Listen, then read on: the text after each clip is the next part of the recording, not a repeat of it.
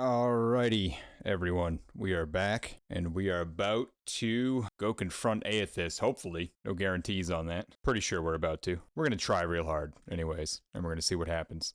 So, if you're here, thanks for joining us. Let's see what happens. Just gonna get right into it tonight. I have a goal of finishing this tonight. I want it to happen. So let's see what happens, shall we? There's plenty of ocean to sail and many lands to explore, but what lies ahead of you dwarfs them all. Should you choose to sail on, you suspect there will be no return.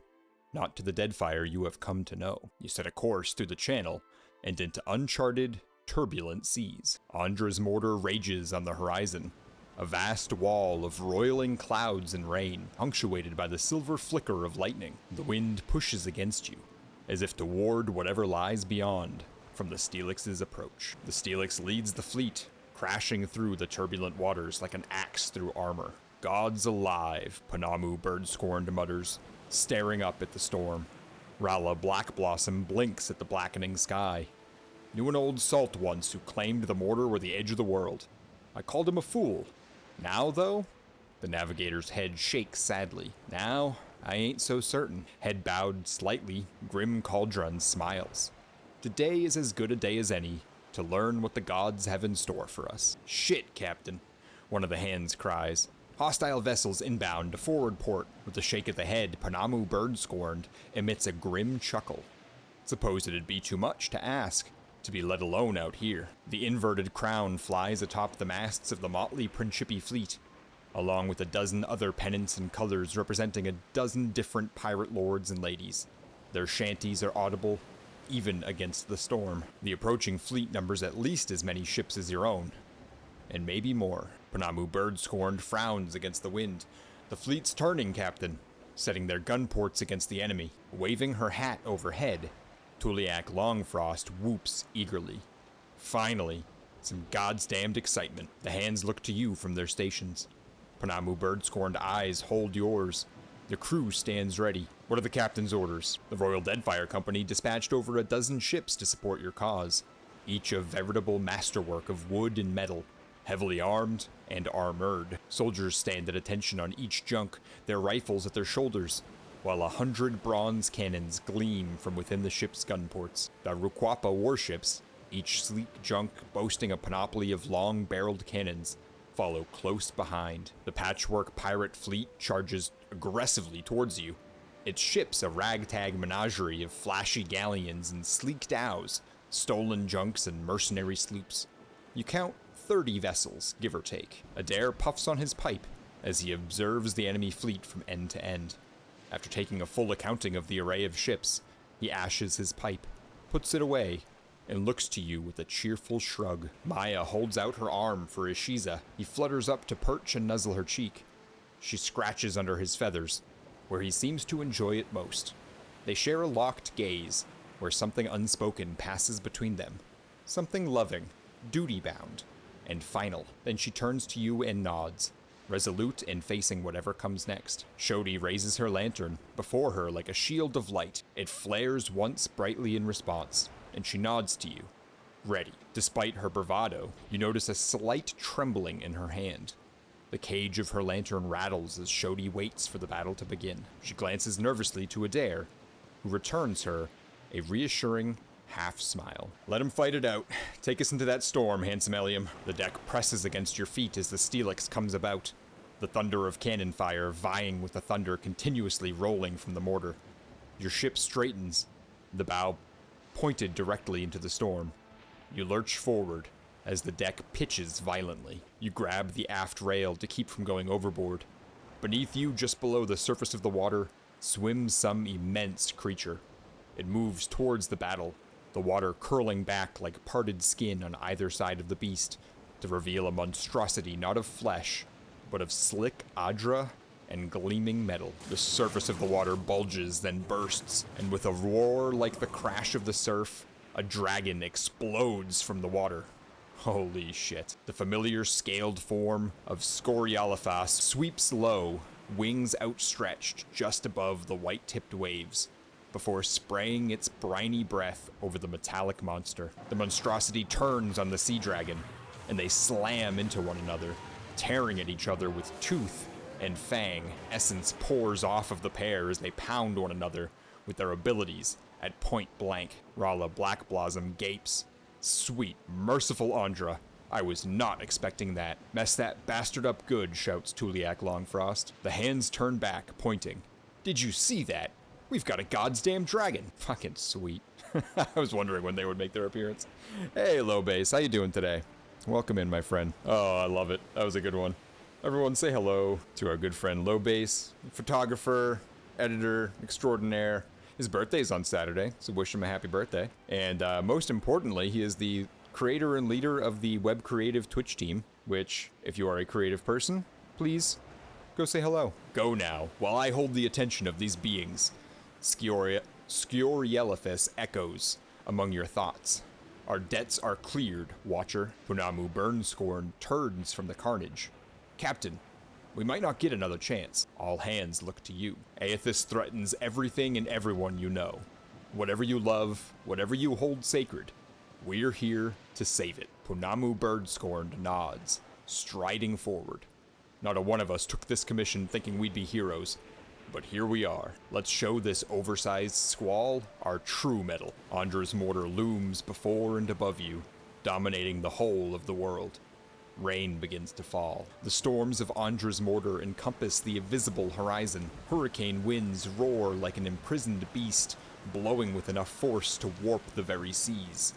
Past the curtain of rain, and above the swell of waves, you can just barely perceive the outline of colossal Audra pillars. You signal the submarine waiting at the edge of the storm. A hatch opens, and discharges a skeleton crew that assumes control over submarine. While you board the sub, you take command of the vessel, and call out the order to dive. Sweet. Air hisses as the ballast tanks fill with water. Groans of pressure emanate from somewhere in the hull, but your submersible gradually dips beneath the waves. You close your eyes and place your trust in Rawatayan engineering. Then, that didn't sound good.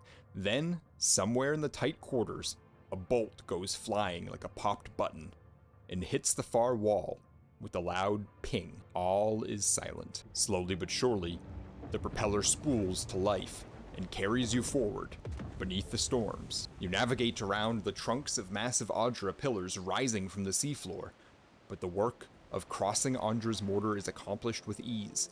Finally, you spot the shape of a bulky landmass ahead. It's Ukaizo. You let out a sigh of relief. Ornate spires reach up from the island, hinting at the city within. Not all of Ukaizo has weathered the millennia with equal grace. Other structures jut and lean out of the surrounding shallows, making the waters around the island impassable by ship. You resolve to take a skiff the rest of the way. Oh, this ought to be good. All right, let's go. This just looks like a battlefield. Ooh. Oh, those look fun. Hey, studio, how you doing tonight? Hope you're having a wonderful evening. Everyone, please go say hello to our friend RTFX Studio, game developer, also a member of the Web's Twitch team, and does some excellent co-work streams as well, or is starting to do those, which I think are wonderful. We got trouble, folks. This looks fun. Yeah, you go like here-ish? Right between the eyes. Ah. Was it though? All right. You get that now. It's gonna be pretty much perpetual. Can I do either of, like both of those at the same time? Yes, I can. Ooh, okay, so he can buff the crap out of himself. Nice. The pleasure is mine. Huh? All right, take that. Let's get you onto the other side. Are they immune to poison? All right, no. Yeah, no good. Glad I remembered to check though.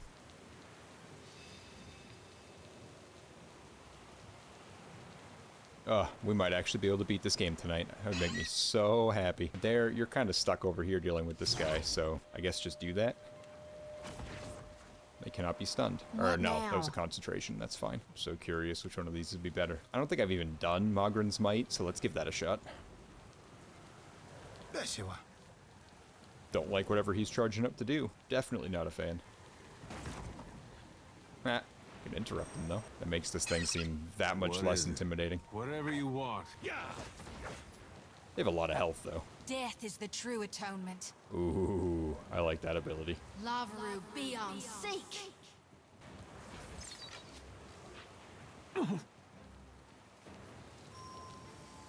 Oh, hell yeah. Why would I not do that?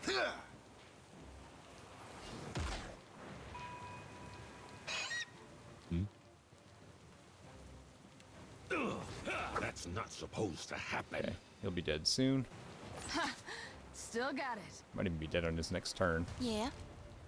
Sure is. Something I can do? Try stunning him. Okay, that does not work. Good to know. Yeah.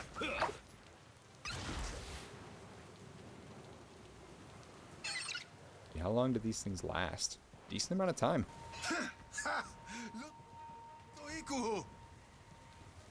Still have no idea what that dude's saying. Happy to oblige. Lavaru beyond seek.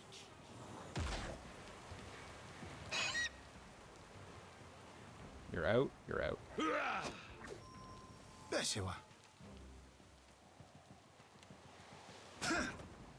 Nice. I love that he can interrupt. He's actually really decent. Not quite what I was expecting, but I'll take it.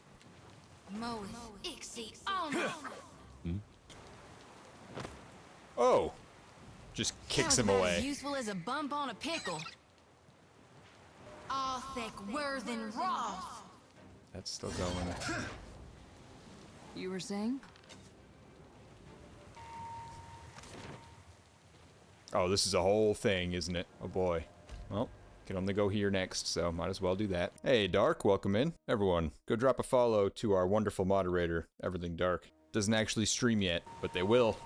It's even scarier than And you want to be there when that happens. You dropped me a DM in Discord? Yes, absolutely. Do it up. Do it up. I'll be one of the two. Descending into the city would be suicide while the relentless storm rages on. Erosion has softened the bronze features, giving the proud statue a brooding air. So this is one of Everything Dark's good friends, and they are very close to being at 1,000, you said, followers? So if anyone wants to be super supportive... Oh!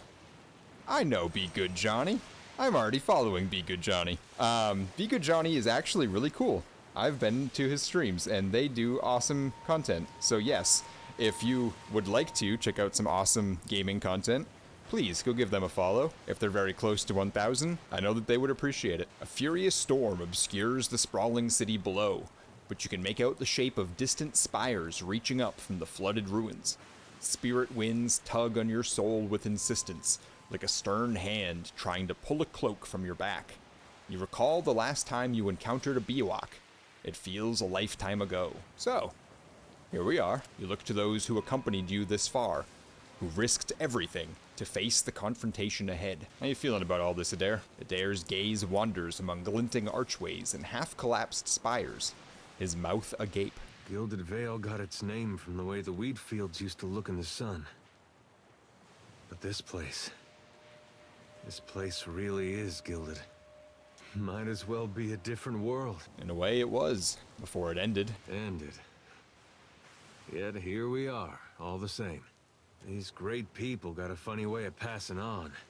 They disappear from the world, but leave their problems behind for the rest of us to deal with. Their problems are Kith problems. Both civilizations, different as they were, agreed something had to be done. And now here we are, with Aethys trying to undo the whole thing. God of redemption, trying to redeem the gods.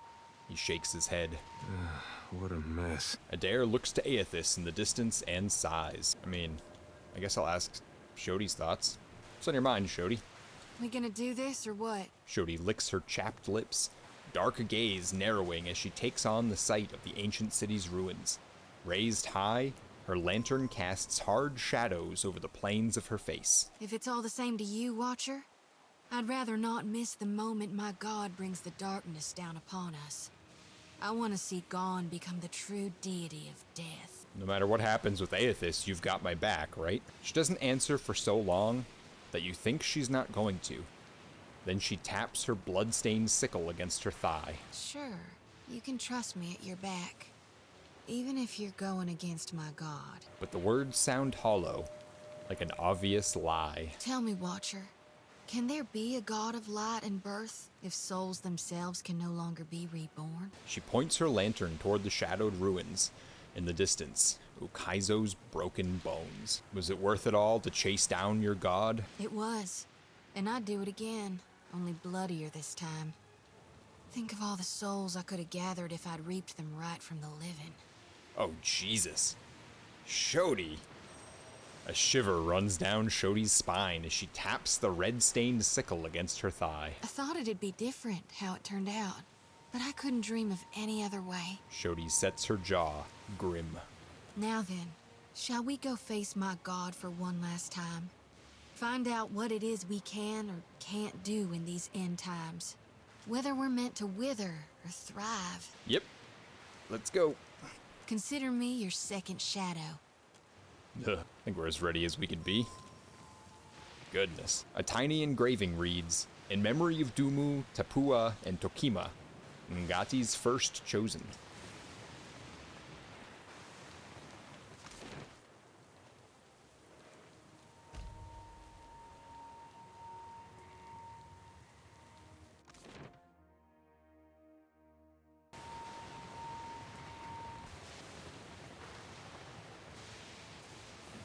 Though the device atop the tower spins in wild, blurring revolutions, the air around it is still and calm.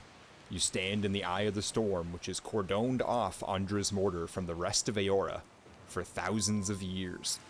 You see an antiquated control panel, its levers engaged in positions of activation. A deep percussion shakes the tower by its roots.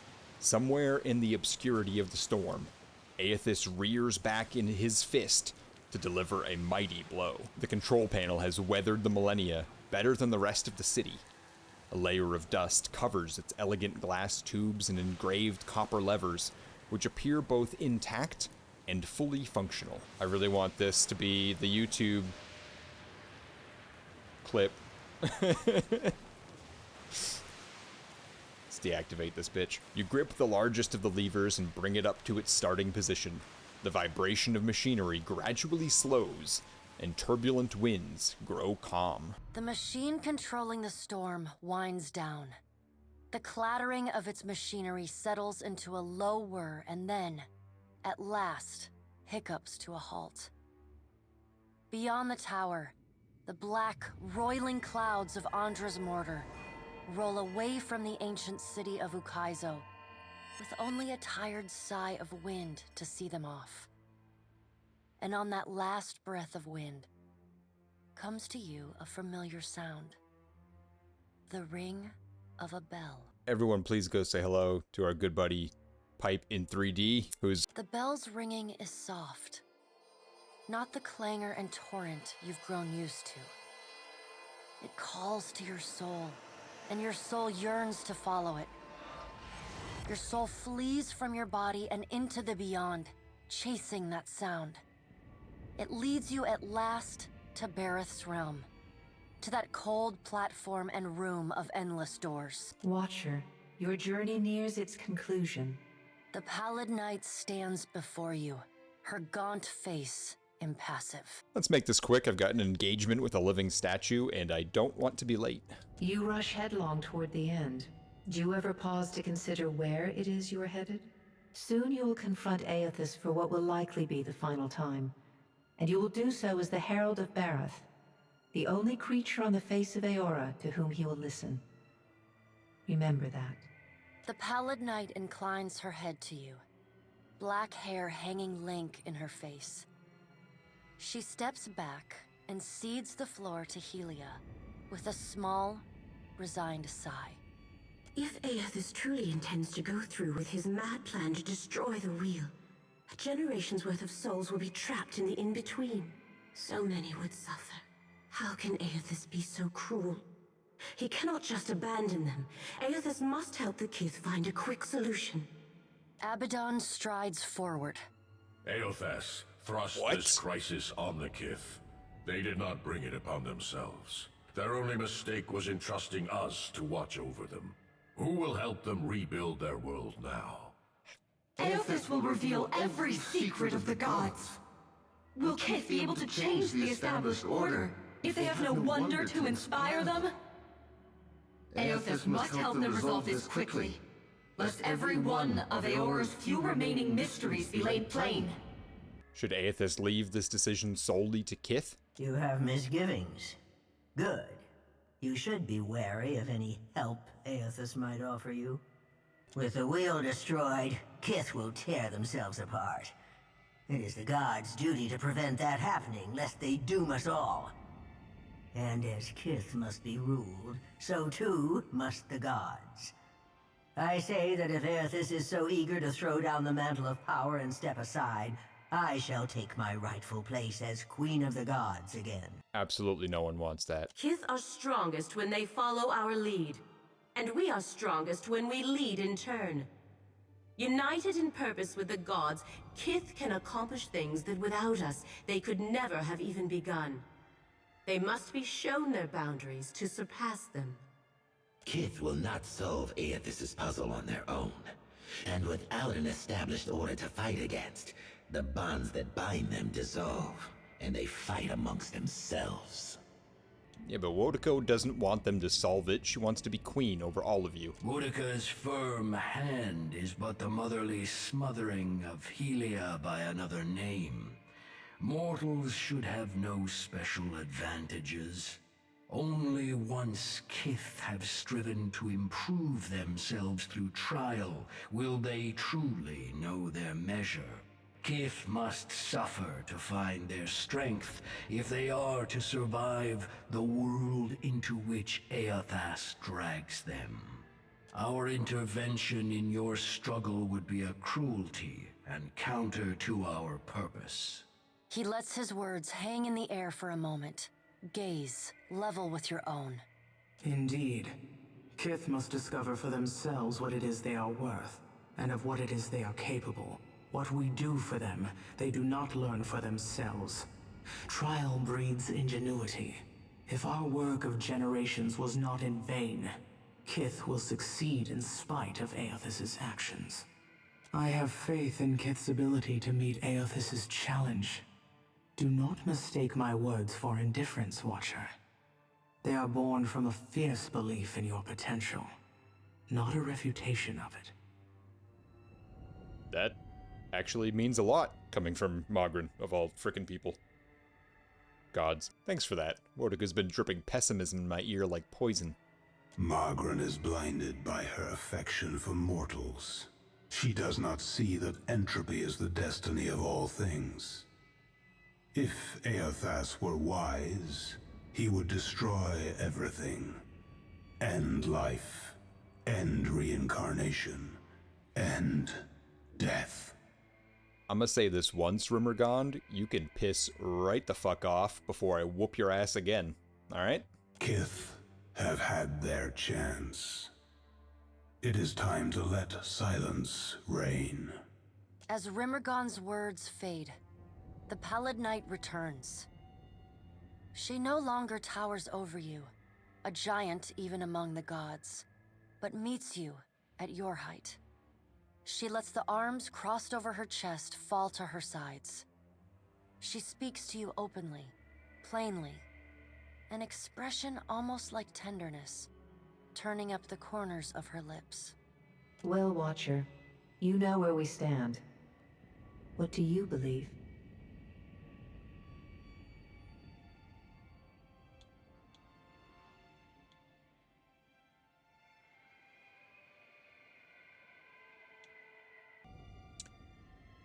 True change, lasting change, it demands sacrifice.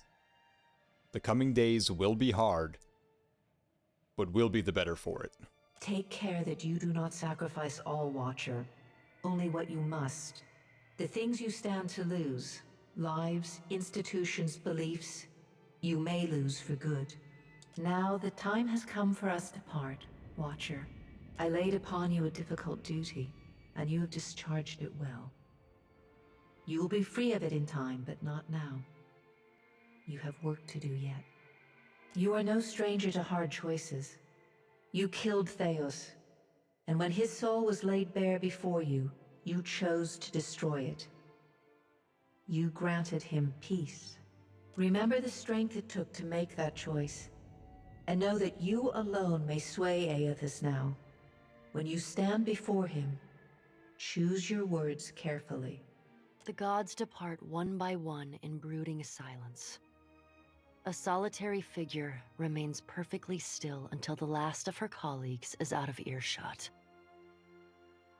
Woedica peers down at you, a triumphant grin splitting her weathered features. Bareth is a fool if she thinks I'll let her enjoy the last word. You were trusted with a heavy responsibility, Watcher. Speaking for mortals, and representing their interests in the future to come. Indeed. And did my choices teach you anything about us? I knew the day would come when martial law claimed the Deadfire. Cannons and black powder have a way of drowning out the song of compromise. Like me, Queen Ukaizo knows the sting of treachery. Can you hear her, Watcher? From the depths of the beyond, she howls for justice and vengeance. Rauatai has done much to distinguish itself as a contender on the world stage, but a true test of its endurance is still to come. Regicide makes for a troubling start. And yet, they have earned your confidence in a gamble that could decide the fate of all mortals. Why is that? The Deadfire needs order, not greed, not blind hope. Uh-huh. Consider my curiosity appeased. For now, in our grandest plans, you are a singularly unpredictable variable. You play a dangerous game by investing your hope in others. Deception and failure are woven into the fabric of mortals. I can safely promise that they will disappoint you before long. Well, I intend to see that promise broken. Whatever happens, we can face it together. Without you, if necessary. I look forward to watching the bright cheer fade from your eyes under cold, unforgiving reality. Whether you heeded my wisdom or not, everything you've done to get this far has informed our view of mortal kind. I hope you're satisfied with your performance. We've learned much from each other. Nothing could convince me that mortals are equipped to steward their future.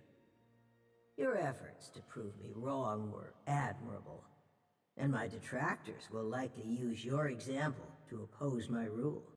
Once Rauatai learns to sustain itself, they may have a fighting chance. But I am not easily swayed. A difficult road lies ahead of me. Your alliances have made proving my argument an uphill battle. Well done, I suppose. Aethys will no doubt have a sunnier outlook on mortals and their chances of success. He already has everything he wants, so go and listen to his empty-headed idealism. The rest of us will be sharpening our blades, preparing for the future he lays out for us. Consciousness returns in a wave as the last of the machine's energy dissipates. The calming of the storm reveals the sprawling city around you, like sand wiped from a mosaic. You see the distant outline of Aethys, raising his fist in triumph and purpose. You keep falling asleep on me, I'm gonna have to start walking behind you with a pillow. Oh, by the way, the storm's gone. Also, I think Aethys has ended in the world. Adair takes a long draw from his pipe and nods as he stares at the Colossus in the distance. If all your missions involve this many head wounds, then I volunteer to set the next one out. Maya rubs the back of her head and winces, as Shiza lets out a pained squawk. God's darnation. My head. Shodi presses a palm to her brow as she struggles to her feet. Peering over the edge of the tower, you make out a distant shape amid the ruins below. A ragged ship has settled offshore, where it lists at a drunken angle, the flag of the Principi drooping from the tilted mast. These idiots. The empty deck tells that the surviving crew have long since boarded a skiff and rowed to shore, which means you're no longer alone on Ukaizo.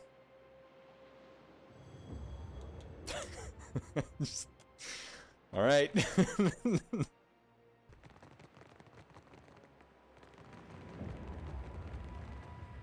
Alrighty. I guess back here? Things be happening. All good things, in theory. So now it comes to this, Aimiko. Tugging on the frilled cuffs of his sleeves, Captain Ferrante strolls confidently forward. With a flick of his hand, he signals to the posse of well-armed pirates behind him. You think to steal my golden dream, but I will not allow it to happen. He embellishes an aristocratic bow as he draws arms against you. My gratitude is yours for disabling the storms. It seems I did not require Rivan's ship to reach Ukaizo in the end. This is the end, man. I'm not dicking around at this point. Casita. May your lungs fill so fully with blood that you choke even in hell. You are a ballsy, ballsy bastard. Looks like trouble.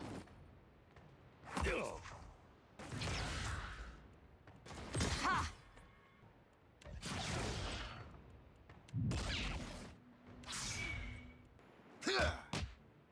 Oh yeah. All right.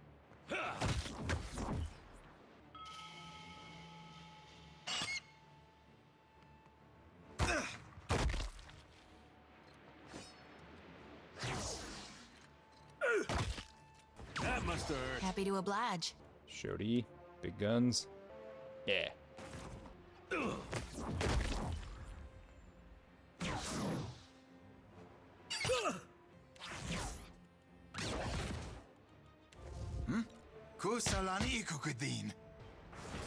Can't get a clean hit. Death is the true atonement. Lavaru be on seek. There we go. I love when they just fall over dead. It's the best. Well done, Shody. What do you need? Damn. Oh, well, if everyone's just gonna join my team. Oh gosh, I didn't expect to charm everyone on the battlefield. That was silly.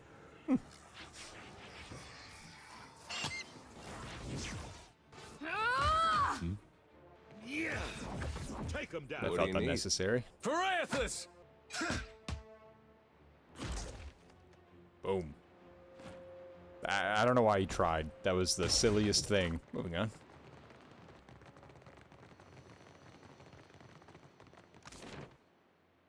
And away we go. Mogwaith. You descend into the ancient winding streets of Ukaizo. Battered by storms for thousands of years, the ruins bear the marks of their role as the lone witnesses of the god's great secret at the center of the city. The houses and boulevards are pierced by great spears of luminous Audra. There are no ashen bodies, no birds, no sign or sound of any life. But with every step, the rhythmic pounding in the distance draws nearer. Soon, you can feel the vibration traveling up your spine. As you approach the center of the city, the weathered architecture gives way to more luminous Audra, piercing the ruins, eventually overtaking them entirely.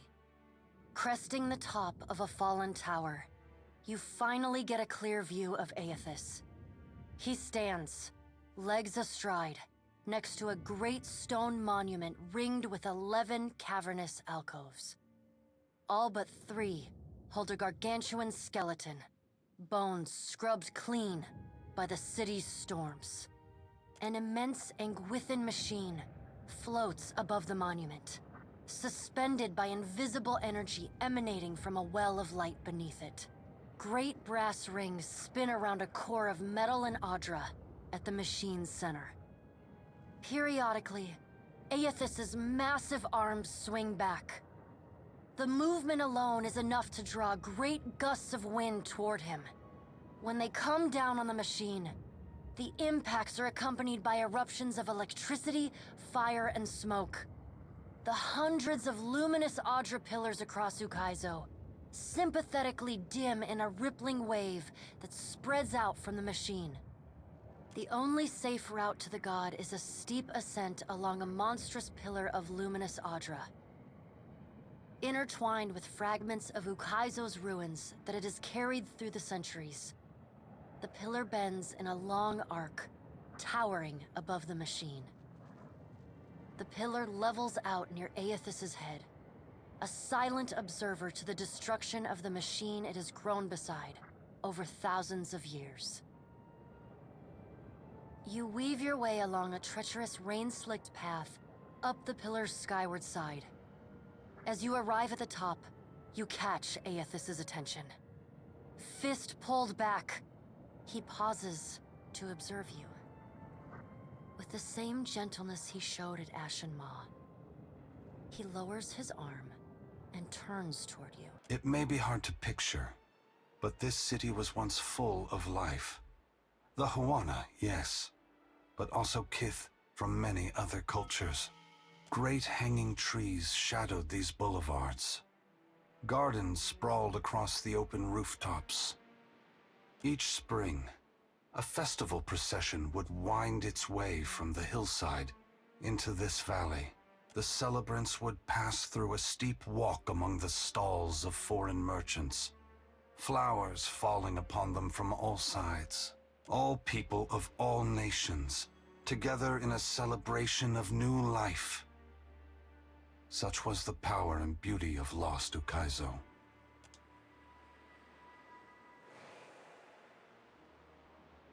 The soul of Widewind separates out from the masses trailing in your wake. He looks up at Aethys and clears his throat. Been a while, old friend. Widewind, I did not think to see you here. But few things go as expected when the Watcher is involved. We were a good team. Once. But this isn't what we fought for. Ain't you just burning the harvest because you planted the wrong seeds? An astute observation, old friend. Consider instead that I am giving the soil back to those who till it. Spring must always follow winter. As long as there are people committed to finding the other side of change, the agony will not last. But thank you for challenging me as you did in fairer times. I haven't forgotten the lesson we strove to impart. You're welcome, I suppose. Widewind clears his throat and backs away to offer you space. Aethys shifts his attention back to you. This isn't right. You can't put this burden on us. You can't make the gods' problems, our responsibility to fix. How can you have faith that what you're doing is good? You know how many people are going to suffer because of this. No matter how you spin this, you can't set it straight. Adair, I wish I could explain it to you. It breaks my heart that I cannot. But no matter how much you curse me, do not despair. The souls of this world will need people like you. Lights burning brightly in the darkness to come. Ukaizo's corpse is beautiful, my god. This, its current state, is but one spoke in the ever-turning wheel of life and death, and so no less worthy than its incarnation at birth. Shodi waves her lantern overhead like a beacon to draw her god's attention. But you seek to break that wheel. I beseech you, Gone, that when you do it right. Burn to ash every Audra root in hell so that it may never regrow. Let the darkness reign eternal. Holy Jesus, Shodi. It saddens me that the harvesting of souls in my name has brought you to this place, Shodi. But I am the cause, and I must take responsibility for it. I can only hope that after I am gone, you will see there is a brighter future for mortals. It is a future that you can help shape, even if you cannot see it now. The Navy thinks very highly of this place. Maybe I lack their imagination. Maya folds her arms and squints up at Aethys. What do you think, big guy? Are all the hopes and dreams of Rauatai here on Ukaizo? Is this city really the cornerstone of our future? She shrugs as if it doesn't matter either way, but her eyes reflect a distant hope. Ukaizo's time has passed, Maya. It remains only as a symbol, but symbols can hold great power. If you wonder about the future of Rauatai, know that if there is any greatness in your people, it existed before you set foot in this ancient place. Ukaizo will not make Rauatai any greater or lesser than it already is. Only its people possess that power. But what of you, Watcher? Why have you followed me? Have you come to bear witness to the breaking of the wheel? Ooh, tough choice. Very tough choice. I don't know what he means by having a strong leader. If I'm suggesting that I should be the leader, that's a hard pass. If I'm suggesting he should stick around to face off with the rest of the gods, that's a loose pass. But, jeez. Alright, mortals are gonna need a head start on things to prevent the gods from reestablishing control. You need to inspire them. Mortals are already inspired. It is what has pushed them on for hundreds of generations to reach this point in time. Animancy is poised to go far beyond what we Ingwithans ever discovered. Why does Helia think I should lend more power to mortals? Because I believe in Kith. I believe in our potential to do good in this world. As do I. From where should mortals draw their inspiration? Ooh. They should look to the future. Their imagination and inventive spirit should guide them. Very well, Watcher. I will ensure that mortals are inspired by my passing, that my power not be expended in vain. There you go, Aethys. That's good at least. Indulge me in a moment's curiosity. There is something I wish to know about Eora, about Kith, that I can only learn through your eyes. What could I possibly know that you don't? You followed me all this way, dodging an armada, navigating an impenetrable wall of storms, voyaging across uncharted seas, with the machinations of gods echoing in your ears, all the while trusting in the institutions of Kith to get you this far, and earning their trust in turn. Whatever else happens this day, that much is remarkable. Is there a question there? I believe that mortals possess the strength to collaborate and shape a future of their own design. Not all of my brothers and sisters agree. By relying on others and coming together in a time of crisis, you illustrate my point. The gods will witness you and question their assumptions about how responsible, empathetic, and sophisticated mortals can be. What inspired your decision, Watcher? Did the choice echo your foundational beliefs? Or were you influenced by observation? Ooh. History is written by the survivors. It would have been irresponsible to prop up a lesser authority. I thank you for your perspective. Yours is not the only opinion that concerns me. But for the moment, it offers much to consider. All I ever wanted for mortals was growth, transformation. Once, my brothers and sisters shared this goal. Some have forgotten themselves, giving into fatalism or tyranny. Others have succumbed to apathy. It brings me great sorrow that crisis is the only way to set the future in motion. Would that I could pass the responsibility of heralding your darkest hour to another. Never forget that trust and coordination between mortals brought you to this place. Your future is built on a foundation of hope, and you have laid the first stone. Oh no, I totally forgot about the Titan. I really hope that doesn't show up and fuck everything up. That would be awful. Before this is over, it's my turn to ask the questions. Ask. You are entitled to any answer that is mine to give. You've had a millennia to do this. Why now? For several reasons. My strength was diminished after the Godhammer bomb, and assuming this form took incredible effort. With so many vying for control of the Deadfire, I also saw a ripe opportunity for mortals to cast aside their differences and stand together as one. They have never been more powerful, more capable. Because of this, the gods must justify their importance or be proven obsolete. Okay, Wodika sees this as a test, one we're destined to fail. Wodika is entitled to her opinion. If the intent of this test is to justify an uprising to come, that is more worrisome. The other gods must decide for themselves if mortals are ready to dictate their future. Should Woodika's tyranny prove the only alternative, mortals must prepare for a terrible conflict. Your perspective bridges eternity, Watcher.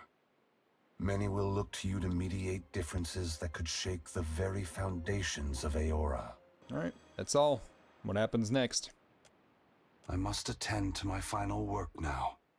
I cannot delay any longer. You have carried a heavy burden across the Deadfire, Watcher. Before I go, I would rid you of it. No sooner have Aethys's words entered your mind than you hear one final, dissonant ring of the chime within you. Then, silence. The knot that formed when the Pallid Knight first addressed you in the Beyond is now gone. You are free now. As free as any of us can be. Holy shit, he has that power? Many will come to you for help in the years ahead. Animancers, priests, even the gods themselves. I have great hope for you. But always remember that your future is for you to decide. Use your freedom well. Aethys squares himself to the machine.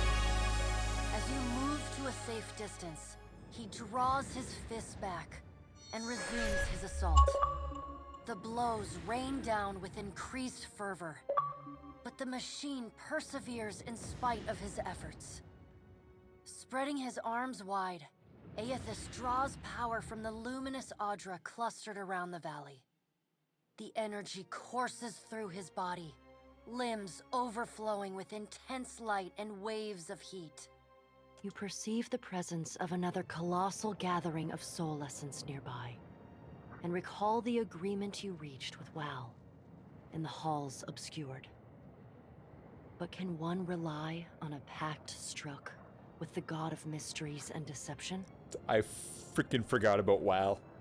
The ground shakes beneath you. Or perhaps your stomach quakes from a deity's spiritual caress. Regardless, you have attracted the divine attention of Wal.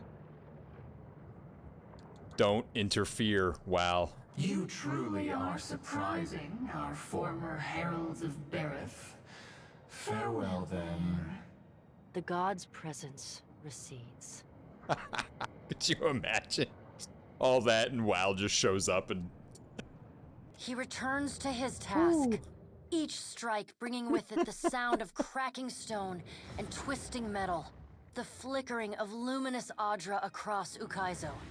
As the ancient machine finally begins to succumb to his strength, so too does Aethys's body, built to withstand the passage of thousands of years. The great Audra statue has finally been pushed beyond its limits. Cracks appear along the hands, then race up the arms. Aethys does not slow his assault, but continues unabated. Its brass rings twisted. The machine spins erratically but withstands the relentless barrage. Aethys stands astride it and pummels the base of the machine. Soul energy begins to flare out from the machine's heart, warping the air with the intense heat. Aethys drives his right fist into the machine's center, the core of metal and Audra. The god lets out a deafening shout, something between a cry of anguish and a roar of exultation. You see Aethys's arm shatter upward from his hand through his elbow. A flash of light and heat bursts from the core, accompanied by a cacophony of destruction. The moment passes. As Aethys's shout echoes throughout the valley, your eyes begin to recover. The god's work is accomplished. The great machine of Ukaizo has been destroyed. The wheel has been unmade. What have I done? Oh. As Aethys's voice fades, the enormity of what you've accomplished sinks in. You have confronted a god. You have rediscovered the ancient city where the wheel was forged, and you have seen the wheel shattered. What comes next is uncertain, but already the legend spreads of the Watcher, who survived Andra's mortar and stood toe-to-toe with Aethys. On your recommendation, Aethys disperses his essence, and that of the thousands of souls within him, to centers of knowledge and learning around the world. Animancers, engineers, wizards, and scholars of all stripes make astounding breakthroughs in understanding and harnessing the phenomena that govern Eora. While some of these developments prove beneficial to Kith, others are decidedly less so. But such is the price of innovation. What remains to be seen is how, indeed whether, they will restore the cycle Aethys has broken. As Rauatai's engineers had predicted, turning off the machine at Andra's spire calms not only the storms of Andra's mortar, but also those in Rauatai. For the first time, citizens of the mainland admire the beauty of sea and sky, without wondering when they will unleash destruction. The changes to Rauatai, however, extend far beyond the weather. Rauataians had long forged their identities around enduring hardship and laboring together. But over time, as their cities and crops flourish under sunny skies, they find they need one another less. Inevitably, some lament this softer, easier life. Others point to national self-reliance, to burgeoning industry, to families that did not have to send their kin abroad, as evidence that the new ways are vastly preferable to the old. Besides, Rauataians everywhere still share a purpose more urgent than any the world had ever known: reforging the cycle of reincarnation. The changes to Deadfire are just as significant. The Ranganui declares the archipelago an extension of his empire, and his administrators waste no time in making that true in deed, as well as in word. Rauataian gunships patrol Deadfire, hunting down pirates and smugglers, including the remaining Principe. After their defeat at Andra's mortar, the pirate nation stands no chance against the organized might of Rauatai. As Rauataian farmers, merchants, and laborers move to the archipelago, there is little room and less patience for the Valian Trading Company. The Ranganui soon forces the Valian Trading Company to surrender its holdings in Deadfire, straining relations with the republics. Rauatai knits its new archipelago together with all the tools of government and infrastructure. New ports spring up across Deadfire, guarded with sturdy Rauataian bronze and run with dispassionate Rauataian efficiency. Most Huana remain, even as their homeland changes around them. Their huts and lodges are cleared to make way for towns of stone and brick. The walls that are built to protect them also cut them off from the freedom of the open sea. Those Huana who trade caste and prize share for Rauataian unity and striving prosper. Others mourn the passing of their queen and see the end of their way of life as a precursor of the doom of Eora. As Rauataian ships close on Port Mage, Governor Clario and Stormspeaker Ikawa unite their forces in resistance. Rauatai eventually prevails, but only after a long and costly campaign. As the balance of power changes in Deadfire, so too does Nekataka transform. While Hazanui Karu directs her fleet from Ukaizo, Atsura stays behind to manage Nekataka. Under his oversight, sturdy walls and artillery batteries rise to protect the city. Ships bearing settlers from Rauatai and staple goods from the archipelago churn the waters of Queensbirth. And despite the vacancies at Kahanga Palace, Atsura retains his simple quarters in the Brass Citadel. The Royal Deadfire Company evacuates and raises the gullet, hoping to lift the Raparu out of squalor and eradicate the criminal elements. They certainly rid Nekataka of an eyesore, though the larger problems of crime and poverty prove harder to solve. The loss of Skiorelifus's essence weakens the Watershapers Guild. Their power wanes and their influence fades. The art of water shaping survives as an arcane curiosity. This one's a little depressing, because Skiorelifus was the dragon that just saved my ass. So that means she died, which sucks. Your brief encounter with Letharn proves deeply influential for the children of the Dawnstars. Of all times, you bastards. He comes to recognize his nightmares and the scene at Hisongo as Aethys' final warning to his people. Unite in strength and faith, or perish forever. As word of Aethys' deeds at Ukaizo spreads, his fellow Dawnstars take this message to heart. The faith of the children of the Dawnstars brightens. Aethys returned to give the world the greatest gift of all, hope. In response, they continue feeding, healing, and helping the neediest in Deadfire, just as they have for years. It remains their holy mission, and they will persevere in love and faith.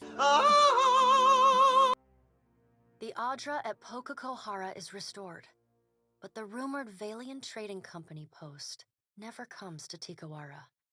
Torn between waiting and seeking better fortunes elsewhere, the tribe gradually scatters and fragments. Ships continue to disappear at the southeastern fringe of the archipelago, and stories circulate of a colony of vampires and gulls preying on their crews. The Hazanui soon sends the Rukappa, who end the horrors of Splintered Reef. The dragon, Neraskirlas, no longer passes between Aora and the White Void, and the dead flow slowly breaks apart, exposing the temple long frozen within. Under Halfjorn's guidance, the Harbingers of Dusk resettle within Remergon's temple, vowing to forever protect it from the defiling touch of outsiders. Over time, the group becomes increasingly reclusive and fanatical, attacking any who dare approach their holy site. In besting the Beast of Winter, you earned the Death God's mercy rather than his enmity. The deity remains characteristically unforthcoming about his decision, and you're left to wonder whether in doing battle with him in the White Void, you somehow furthered his apocalyptic ambitions. His mercy. What a bitch. He lost the fight and he's like, yeah, I'm gonna let you live. Word spreads of the primal island of Kazuwari, once home to an arena that hosted bloody competitions and fearsome ordeals. Wild tales whisper that the spilled blood attracted a terrible beast of scale and fang that slaughtered those gathered at the island before destroying the great enchanted statue that oversaw the island's trials. Absent its guiding voice, Kazuwari descends into anarchy. Maybe I should have stopped there before going to Aethys. That was my bad, guys. Hundreds of kith, and no small number of wilder and primordials, flee from the Black Isle, their minds a confused collection of inconsistent and contradictory memories. Each escapee bears knowledge that was once lost, and agents of the Hand Occult across Aora worked tirelessly in the years that followed to hunt down and end these fugitives. They find far fewer than they hope. That one was my bad. Following its intercession at Ukaizo, Wow's Titan vanishes again into the sea. In the years that follow, you occasionally sense an impossibly vast shadow fall upon you while gazing into the in-between. A deeper darkness in that already dark place. You wonder if, by reuniting Wow with their body, you gave the god of mystery access to the one realm once obscured to even their sight. Also, probably my bad. Though your adventures alter the destiny of Aora and the balance of power in Deadfire, they also leave a lasting mark on those who travel at your side.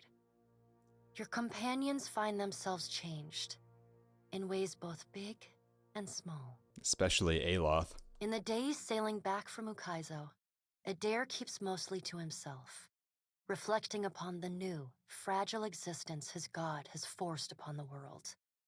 He decides that if he knows one thing about the gods, it is that they are already plotting, and greater calamities will certainly follow. Ultimately, he chooses to remain with you on the Defiant, knowing if any mortal is to have the final word in a conflict with the gods, it will be the Watcher of Cadnua. Shodi is not a priestess who understands the meaning of subtlety.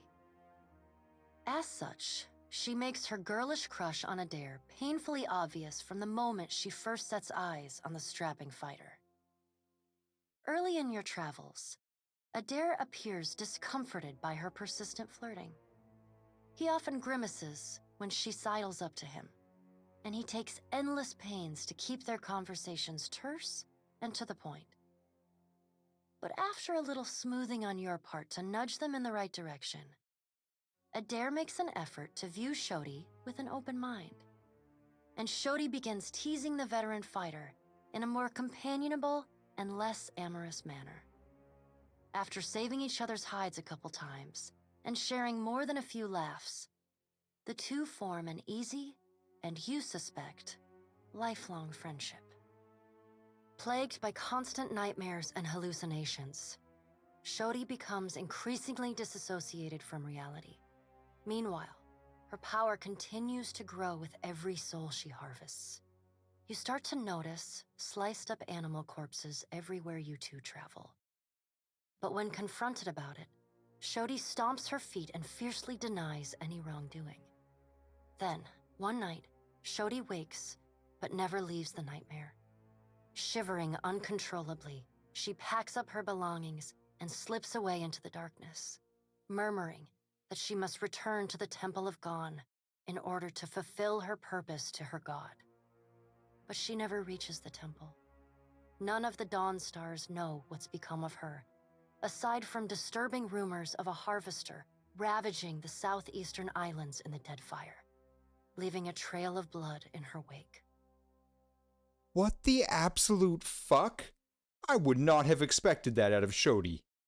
Oh my goodness. Seraphin seems little impacted by your journey. Always knew the gods were larger than me, he tells you, on the evening he decides to part from your company. He's too long put aside those he cares most for. He confesses over a bottle of rum, and he's got leagues to sail to make it right. The following morning, he's gone, leaving only a crude stick figure rendering of Aethys, scrawled into the hull to mark his passage. After reporting back to her superiors for the Watcher's actions against the Valian Trading Company, Pallegina is rewarded with reassignment home to the Valian Republics. She spends the next several years as the head of the household guard for the Duke of Ancenze. In this role, she is often lauded for her courage and loyalty. Even with all of the praise, there are still times when she cannot help but feel she could have had more influence on what transpired in the Deadfire. Despite her good fortunes in the Deadfire, Pallegina mourns the loss of Jackalow for years. She curses herself for not finding her friend sooner, for not protecting him from Captain Tutzadl and his crew. On a few lonely nights, Pallegina composes letters to the Watcher, asking what more they could have done to save him. They are never sent. Pleased with the Navy's conduct throughout the Deadfire campaign, Maya returns to active duty. She can find a free drink and a sharp salute anywhere she goes in Rauatayan territory. In recognition of her performance, the Navy attempts to give Maya less strenuous work. She flatly refuses, throwing herself into the fray whenever she can. Her rifle never has time to cool. Maya's part in the conquest of Ukaizo brings fame and fortune to the Rua family. Officers salute her in passing, and a row of medals decorate the breast of her uniform. Her parents and siblings are paraded between the great houses of Rauatai for nightly dinners and celebrations. She has a hero's welcome in her future. She looks forward to seeing her brother again. So does Ashiza. Takehu distances himself from the problems of the Deadfire, giving the tribes a reprieve from godlike omens. And Gati's silence speaks volumes. The Huana grow to rely on each other, paving a new way forward divorced from their traditions. Soon after he departs Nekataka, Distant tribes report of unusual and salacious water sculptures appearing on the shores. These quaint visitations are widely celebrated. The identity of the artist, ever an open question. Your farewell is short and cordial. Nothing further needs to be said, and you wish each other well. Takehu does not look back. The sea feels restless in his absence. Your pursuit of Aethys and your journey to Ukaizo signal the end of forces that have shaped the lives of Kith and the course of nations. The cycle of reincarnation has been broken. The storms of Andra's mortar have calmed. Yet each ending promises a new beginning. As the sun rises over Ukaizo, Kith turn their gaze eastward, wondering at what lies beyond, and at the world they will fashion for themselves. As the Watcher of Cadnua and the former Herald of Bareth, you return to your ship and begin the long journey home. You hope for calm weather.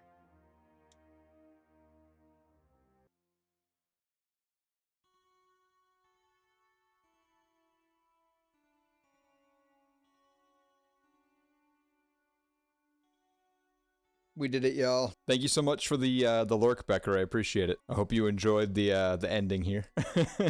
Wow, we did it. That was something. I did not see myself making that decision to let Aethys destroy the wheel. I fully intended going into this to put a stop to him. I wasn't sure how I was gonna do it because I forgot about the Titan, but I was like, all right, the gods are just playing games at this point. They need to be stopped regardless, and that was it for me. Dark, I don't think you were here when Becker popped in. He's a member of the web team and very close to affiliate. Needs all the follows that they can get. Hint, hint, nudge, nudge. Wow. We're done, guys. That was it. That was Pillars of Eternity. Let's, goodness. Everyone need 5? I could use 5. That's the game, folks.